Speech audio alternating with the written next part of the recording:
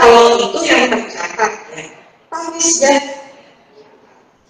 di Nusantara ini Kerajaan Majapahit Sriwijaya itu adalah kerajaan besar dan tertua di Indonesia.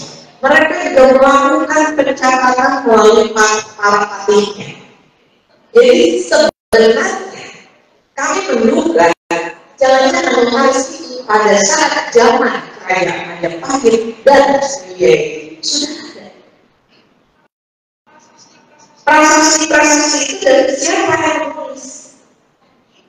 Nah, kita bayangkan sebuah profesi atau sebuah jabatan yang sangat luhur dan dipercaya adalah amanah itu dijaga.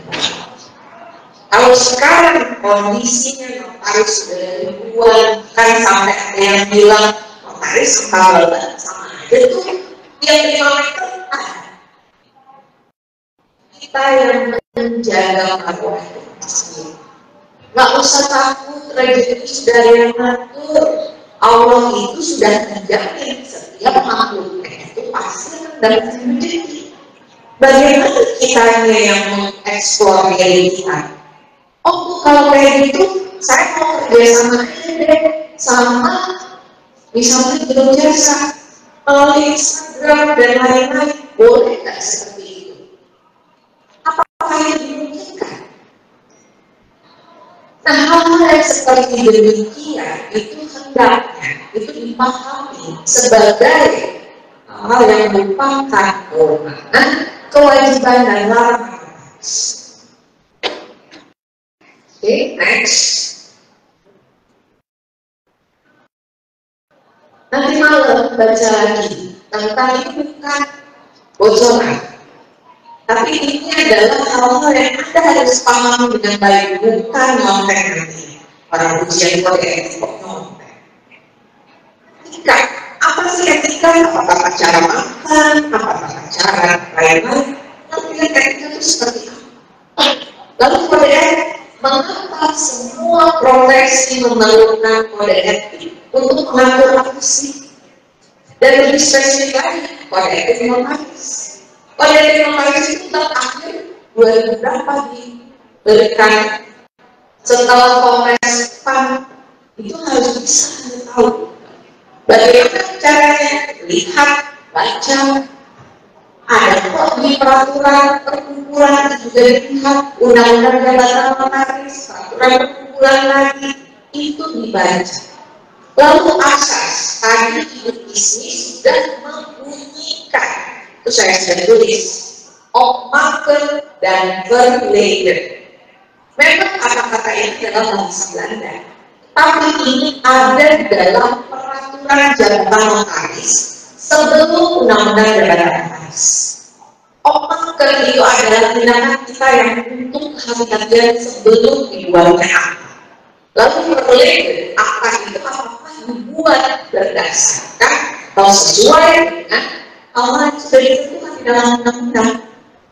Jadi jangan pernah menjawab kalau misalnya ada seseorang bertanya, kenapa dibuat aktanya? Sudah tahu ini aktanya tidak benar. Jawabannya adalah, loh, saya menerapkan kehendak para pihak.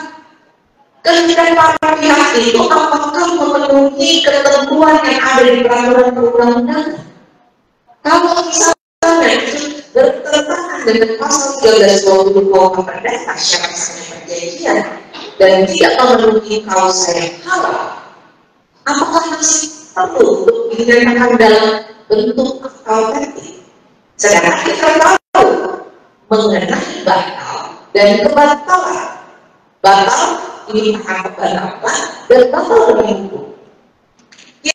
Kita itu jangan sampai kita menghargai sekali produk hukum yang kita buat. Jangan sampai terdegradasi dari akta di bawah tangan, surat di bawah tangan. Apalagi sampai dinyatakan oleh pengadilan akta tersebut batal demi hukum. Itu hina banget. Sampai kalau misalnya dinyatakan akta ini batal demi hukum. Apa yang harus terjadi? Bagaimana kita menjaganya? Maka yang perlu peningkatan kualitas baca. Sebagai seorang muslim, kata pertama yang diturunkan adalah iqra, baca. Jadi berarti tugas kita itu adalah baca. Nggak ada itu yang saya mau contoh apa dong, tinggal nanti diganti komparisi, itu namanya pemahaman. Kalau masih ada komparisi seperti itu, berarti nggak akan mengembangkan keilmuan dengan. Ya sekarang kita tinggal pilih mau komparisi mana. Nah ini jangan juga bilang, oh ya si X kan murah, karena apa? Dia gampang kok. Itu sudah masuk pelanggaran terhadap. Anda nggak perlu urusin orang, nggak perlu kepo urusan orang, nggak perlu untuk mengintervensi harga apanya dia berapa dan lain membanding-bandingkan, tidak boleh. Menjelek-jelekan, nah ini PR banget. Gibahnya, selama Ramadan itu nggak boleh apa lagi, harusnya setelah Ramadan itu menjadi pelajaran bagi kita. Jangan juga tukang memuji. Ini begini loh, itu jangan. Saya suka miris ya. Sampai sosial media, yang punya gue, ngapain ikut-ikutan? Terus kenapa dong? Nggak boleh. Gunakan itu dengan bijaksana. Karena apa? Ada satu tugas yang harus yang bisa mensosialisasikan. Karena memang itu adalah tugas dan tanggung jawab. Tidak bisa memang kita mencari seperti advokat begitu konsultasi langsung bisa menyeletok dikasih tadi. Makanya kita adalah agen sosial. Tadi bahkan sudah disampaikan, jika menghadapnya itu tidak mampu, maka itu wajib diberikan secara cuma-cuma. Jadi itu menjadi perhatian besok pada saat ujian. Baik primer saja, kalau usah terlalu kaku, kalau usah terlalu bertekan nervous, jangan sampai pingsan ya. Tapi berikanlah apa yang baik, sudah baca, bukan sekedar yang penting saya lulus. Bagaimana komparasi Indonesia masih seperti ini? Wadah tunggal itu adalah wadah yang seharusnya diakui oleh di dalam undang-undang.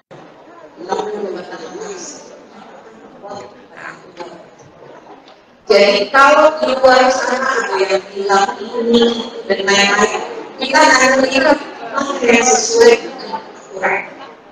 Bagaimana aturan itu tidak ada hanya dengan yang baik, keberanian dan kemampuan.